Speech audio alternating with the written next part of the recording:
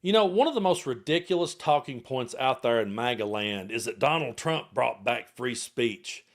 People like Trump and Elon Musk absolutely hijacked the First Amendment conversation and have completely bastardized what it truly means, like no one else I've ever seen.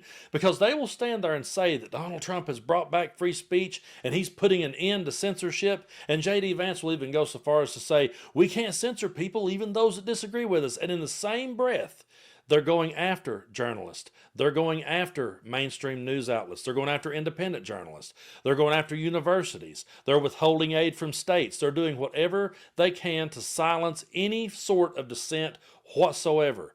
If you disagree with Donald Trump, they're going to come after you and they're going to try to put a stop to you while preaching that he's all about free speech. And it's so ridiculous. But I was glad to hear that NPR has filed a lawsuit against Trump, and we're going to be reading this article here. And again, folks, thank you so much for supporting what it is I do here on the channel. And if you haven't already, be sure and hit that subscribe button. It doesn't cost you anything to do so. But let's bring this article up. NPR sues Trump over executive order cutting federal funding.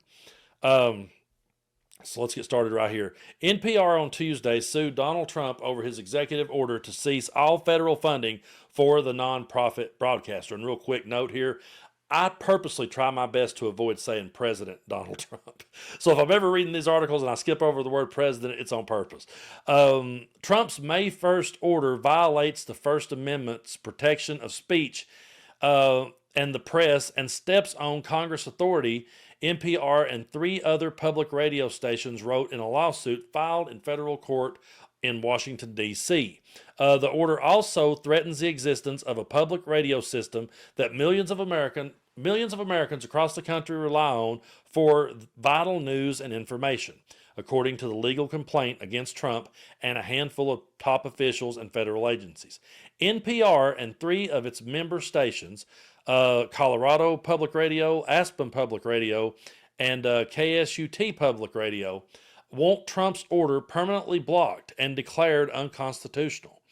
It expressly aims to punish and control plaintiffs' news coverage and other speech the administration deems as biased, attorneys for the news outlets wrote, and it cannot stand. NPR and Public Broadcasting Services, or PBS, had previously vowed to challenge Trump's order, which asserts that government funding of the news is not only outdated and unnecessary, but corrosive to the appearance of journalistic independence.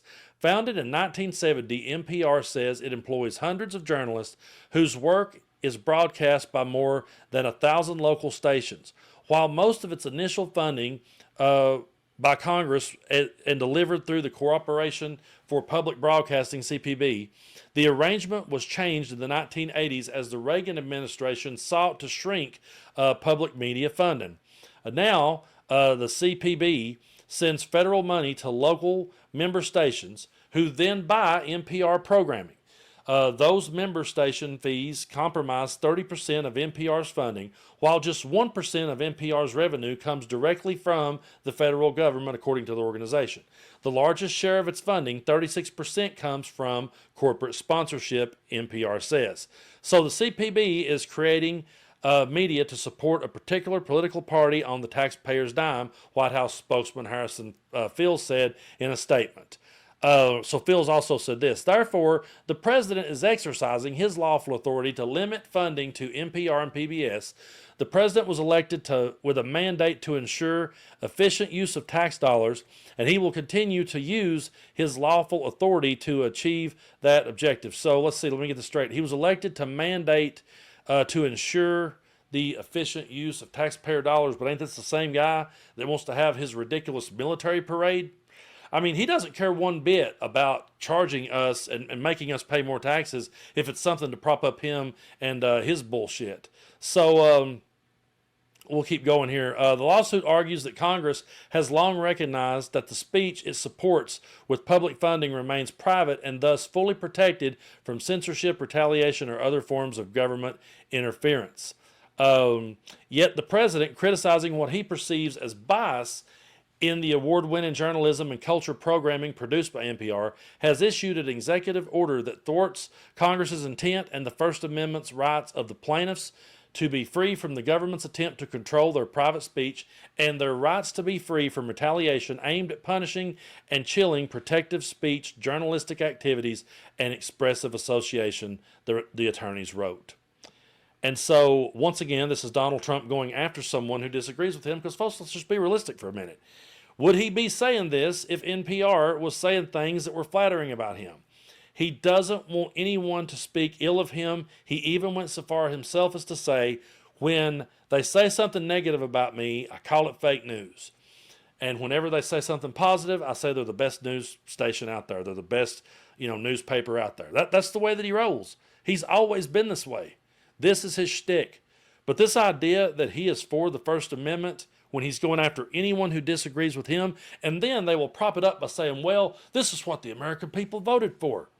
But I would argue that there were a whole lot of people that stayed home on Election Day, which they don't deserve a pass really for that. They should have been more involved, and they should have got out there and voted. But I do not believe that the majority of the American people believes in the bullshit that Donald Trump spews. I just think, unfortunately, a minority of the people got control of the microphone, and now they're going to use that win as an excuse to cut down anybody that they disagree with, and they're going to do everything that they ever accused our side of doing. Whatever they are accusing us of doing, the weaponization of government. I played you the clip on here. I'm not going to play it again, but I played you the clip of Jesse Waters on Fox News just gleefully celebrating, saying, we're having fun with this. We're loving watching you get cut down. They want to. And I don't remember the number. It's in the 20s of people that Trump hired from Fox News.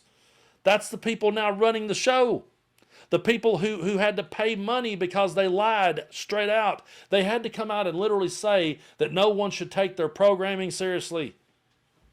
And yet those are the people that are in charge now, and those are the people that we're supposed to believe is the free press, Fox News. And anyone that disagrees is just going to be on the chop block. And it doesn't just go for NPR. It doesn't just go for mainstream networks either. It's independent journalists as well. It's YouTubers. It's people on TikTok. It's anybody who speaks out against Donald Trump. So don't ever let them sit and tell you that they're for freedom of speech. If they were for freedom of speech, we wouldn't be fighting half the battles we're fighting today when it comes to Trump. If they were truly about freedom of speech and freedom of expression, half the damn culture wars we fought would have never been fought, because everybody would have just minded their own business and went about their day. But the reason why we're in this boat is because Donald Trump and his supporters wants everyone to look, walk, and march in unison with them. And the minute you step out of line, well, then, you deserve whatever you get in their world. And I can't count the time since the elections that people have said, I can't wait to see you shut down, Brando. I can't wait to see you silenced. And meanwhile, back during last year, leading up to the election, I would talk about the January 6th insurrectionists, which that's what they are. I would talk about them, and I would have people say, but they was just expressing their right to free speech. And I'm over here going, listen, I didn't say arrest the people that were just standing there minding their own business or just standing there in the protest. I said arrest the ones that committed acts of violence. I said the ones that beat police officers over the head should not have been let out of jail, should not have been pardoned and let go and made out to be heroes. That's all I said. I never said they didn't have a right to go to that ridiculous event. People's got a right to go to whatever they want to. You can go see whoever you want to see. It's up to you. If Trump wants to hold a rally anywhere, go for it. You're free to do so. But in that case, they went there with the intention of hanging the vice president if he didn't do what they wanted him to do. That's not free speech. So these people like Musk and Trump have completely bastardized the entire argument. And it gets so frustrating having the argument and having to explain what free speech even means. You're free to say whatever you want to. People are free to disagree with you. And when a president starts trying to get rid of the free press, so we're just supposed to live in a bubble?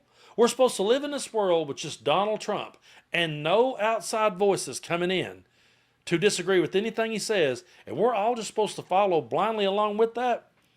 I've argued politics my entire life, but I remember a time when Republicans used to warn about the very type of thing that now they're lining up to get behind. And if he would come after all of these things, I'm going to close with this one, and I'll just leave the MAGA troll that hung in here till the very end with this thought to stay stuck in your head. If they would come for all these universities, if they would come for journalists, if they would come for networks, if they would come for newspapers, if they would come for public broadcasting, whatever, if they would come for all of those things, because those things stepped out of line, then what makes you think that you're allowed to step out of line too? What happens the day that you call bullshit?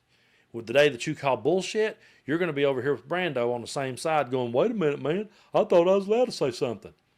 And if they would go after the First Amendment, what would stop them from going after the Second? I really hope some MAGA trolls lasted to the end of this video, because you all take as long as you need with that last thought.